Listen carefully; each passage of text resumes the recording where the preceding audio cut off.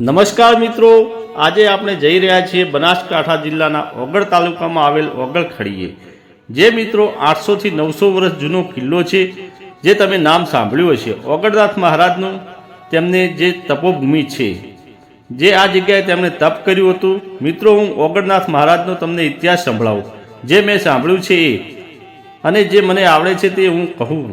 તો ઓગળનાથ છે તે નેપાળના રાજકુંવર હોય છે, અને એ તેમના ઘરેથી નીકળી જાય છે તે સંત થવા માટે, અને ઓગળનાથ મહારાજ ભેગ ધારણ કરે છે, સંત બને છે, અને ફરતા ફરતા તે પાકિસ્તાન આવે છે. પાકિસ્તાનની અંદર આવેલું બલુચિસ્તાનની અંદર હિંગળાજ માતાના મંદિરે આવે છે, અને હિંગળાજ માતાનું અઘોર તપ કરે છે, અને હિંગળાજ માતા પ્રસન્ન થાય છે. હિંગળાજ માતા પ્રસન્ન થયા પછી તેમણે હિંગળાજ માતા ઘૂઘરા, ચીપીઓ, તાવીથો, ગળામાં પહેરવાનું એવું અમુક વસ્તુઓ આપે છે. એવું બધું આપે છે ને હિંગળાજ માતા, અને તે ત્યાંથી લઈ અને નીકળે છે, અને તમામ ભારત ભ્રમણ કરતાં કરતાં તે બનાસકાંઠાની ધરતી પર આવે છે. બનાસકાંઠાની ધરતી પર, ગુજરાતની ધરતી અહીંયા આવી, અને તેઓ આ જગ્યાએ અઘોર તપસ્યા કરે છે. અને મિત્રો, ઓગળનાથ બાપુએ પહેલો પરચો એક મૃત્યુ છોકરાને સજીવન કરે છે. સંભળાય છે કે ઓગળનાથ બાપુ હોય છે તે બેઠા હોય છે, અને એમની માળા કરતા હોય છે, અને ત્યાંથી એક નાનો છોકરો મૃત્યુ પામે છે. તેમના પરિવારજનો એ બાળકને લઈ અને જતા હોય છે. ત્યારે ઓગળનાથ મહારાજ કહે છે કે આ બાળકને ક્યાં લઈ જાઓ છો?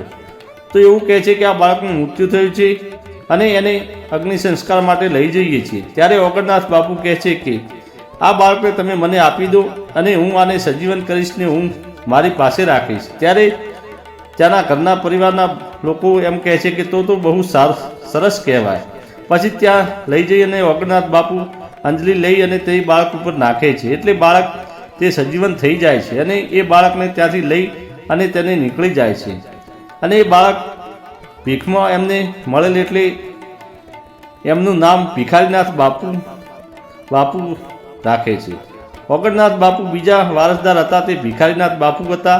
પછી ગુરુચેલો ઓગળ ખડીથી નીકળી અને દેવ દરબારની અંદર મઠની સ્થાપના કરે છે.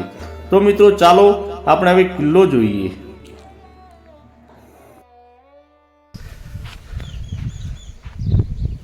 જય ઓગળનાથ. આ મિત્રો નવી દિવાલ બનાવેલી છે ને નવો ગેટ છે. એ જૂનો હતો એ તૂટી ગયો. તમને બાજુવાળી પણ દિવાલ બતાવું, અને આ બાજુવાળી પણ દિવાલ બતાવું. એ જૂની જ છે. તમે વિડીયોમાં બન્યા રહો. આ જુઓ મિત્રો, મારી પાછળ જે દિવાલ દેખાઈ રહી છે તમને, આ જૂની દિવાલો છે, અને આ કિલ્લો બનાવેલો છે જે આશરે 800 થી 900 વર્ષ. અને આ ઓગળનાથની જગ્યા કહેવાય છે ઓગળ ખડી કહેવામાં આવે છે. આ જુઓ તમે, પૂરી દિવાલ જુઓ. પાછળ અંદર મંદિર છે, જે પાછળ દેખાયેલું તમને, એ અંદર મંદિર છે. એ મંદિરના પણ તમને દર્શન કરાવીએ અંદર જઈને. ચાલો તમને બહારથી દિવાલો બતાવી દઈએ.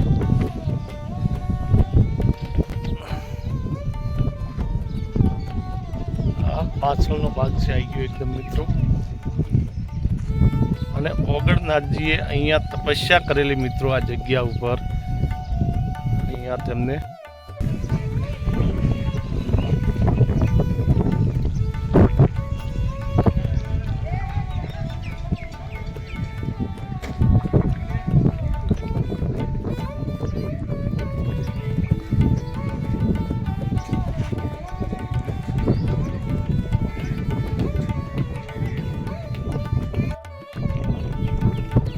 આને ભુજ કહેવાય મિત્રોને. આની નીચે ભોયરા પણ હોય છે.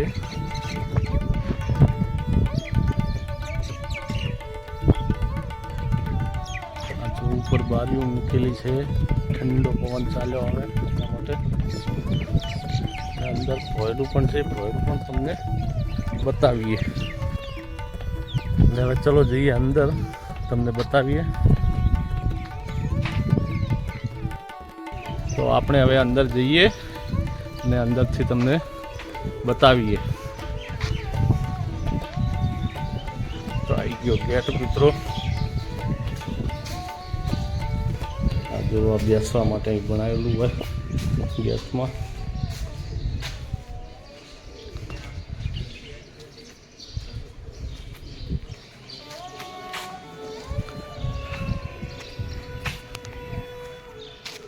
આ બધું નવું બાંધકામ છે. આ જૂનું છે મિત્રો, આટલેથી આ નવું બાંધકામ છે અને આ જૂનું છે. જુઓ,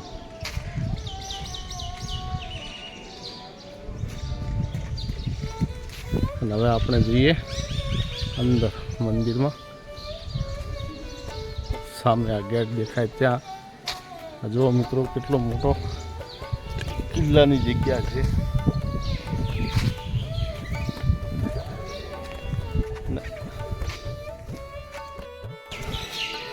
પાગળ મહંત શ્રી 1008 બળદેવનાથજી ગુરુ વસંતનાથજી મહારાજ દેવ દરબાર જાગીર મઠ પૂજારી શ્રી પાલક પાર્થિવ પુણ્ય પ્રતિષ્ઠા.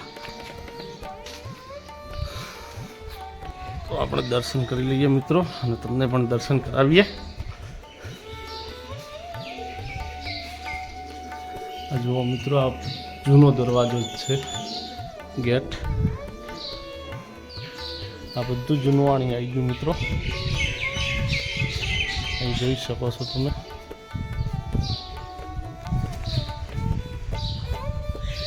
જય માતાજી.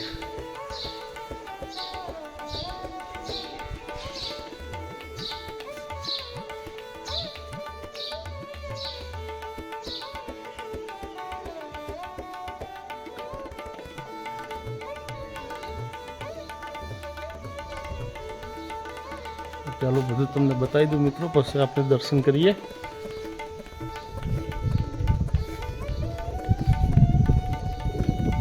ગણપતિ દાદાનું મંદિર મિત્રો. જય ગણપતિ દાદા.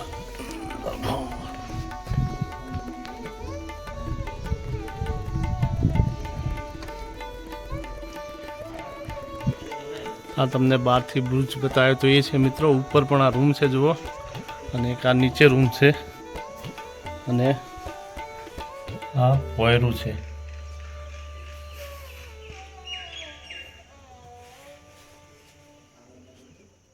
અને આ પોયરું એવું કહેવાય છે કે પૂરું કિલ્લાની કોરે મોરે છે. આ કોઈ દેવીની મૂર્તિ છે મિત્રો, જે નામ નથી લખેલું. અને એક આ બીજો બુરુજ આવી ગયો મિત્રો, એમાં પણ એવું જ છે, પોયરું છે, જે તમને હમણાં જ કીધું આગળ. ના જો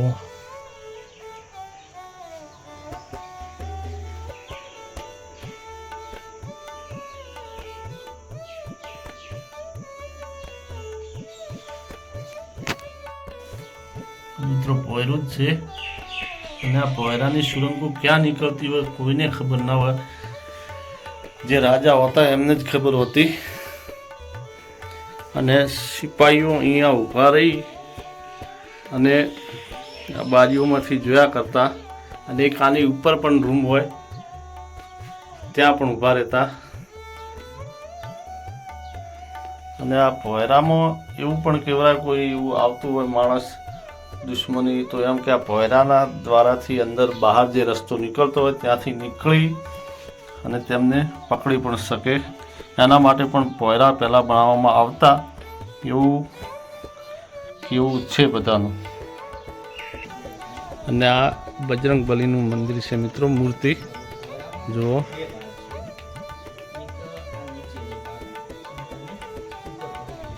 પાણી જ છે મિત્રો. અને આ નગારો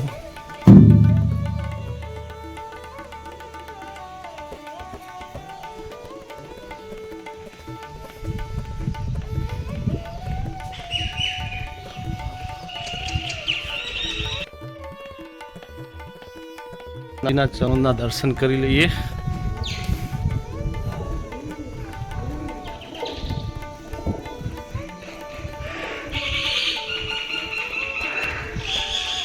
જય ઓગળનાથજી, જય પ્રભુ. આ એમના ચરણોના પ્રતિમા છે મિત્રો, અને આ અખંડ જ્યોત મિત્રો ચાલુ છે, તમે જોઈ શકો છો. અખંડ જ્યોત ચાલુ જોવાય છે.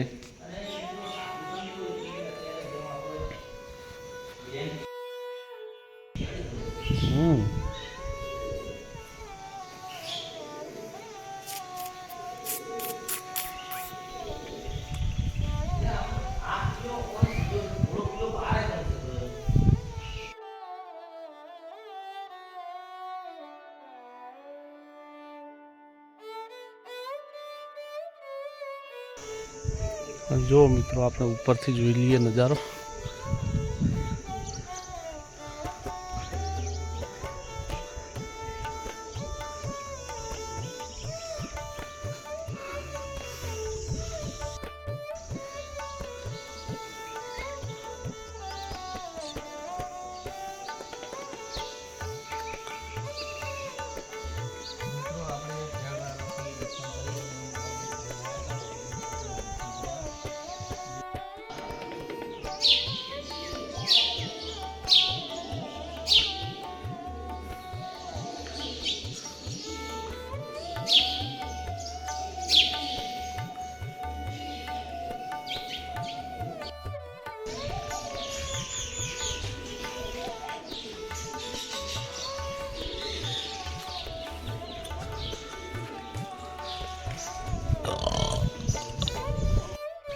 તો મિત્રો અમારો વિડીયો આજનો ઓગળનાથજીનો અહીંયા પૂરો કરીએ. જો તમને સારો લાગ્યો હોય તો વિડીયોને લાઇક, શેર અને સબસ્ક્રાઈબ કરજો.